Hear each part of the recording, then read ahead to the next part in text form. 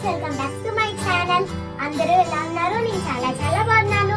ఈ రోజు మా మమ్మీ నా కోసం ఏం చేసింది, కోకోనట్ రైస్ అయితే చేసింది అన్నమాట. సో ఇప్పుడైతే వాటికి కావాల్సిన ఐటమ్స్ అన్ని తీసుకొచ్చింది. సో ఇప్పుడు అవన్నీ చూస్తున్నాను.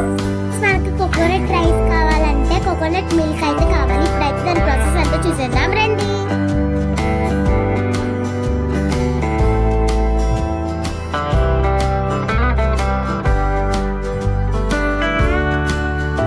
చూస్తున్నారు కదా, ఇదైతే కోకోనట్ మిల్క్ అన్నమాట. ఇది చూడండి సేమ్ మిల్క్ లాగా ఉంది.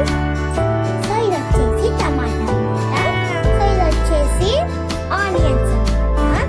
సో మా మమ్మీ చూపిస్తున్నట్టు కట్ చేసుకోవాలి. నెక్స్ట్ ఇది కొత్తిమీర అన్నమాట.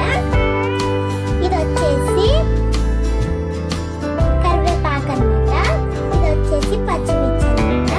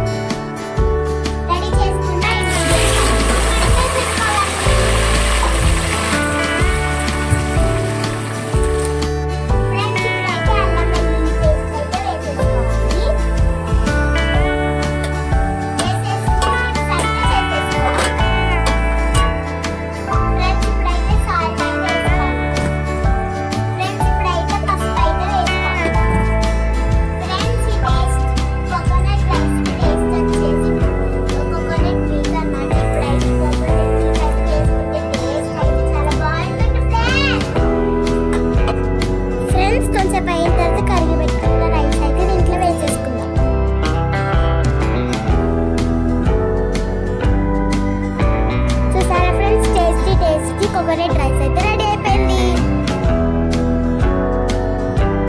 ఫ్రెండ్స్, మా మమ్మీ దీనికైతే చికెన్ కర్రీ అయితే కాంబినేషన్ అయితే చేసింది. సో ఇప్పుడైతే టేస్ట్ ఎలా ఉందో చెప్తా. ఫ్రెండ్స్, ఇప్పుడైతే మా టేస్టీ కోకోనట్ రైస్ అయితే రెడీ అయిపోయింది.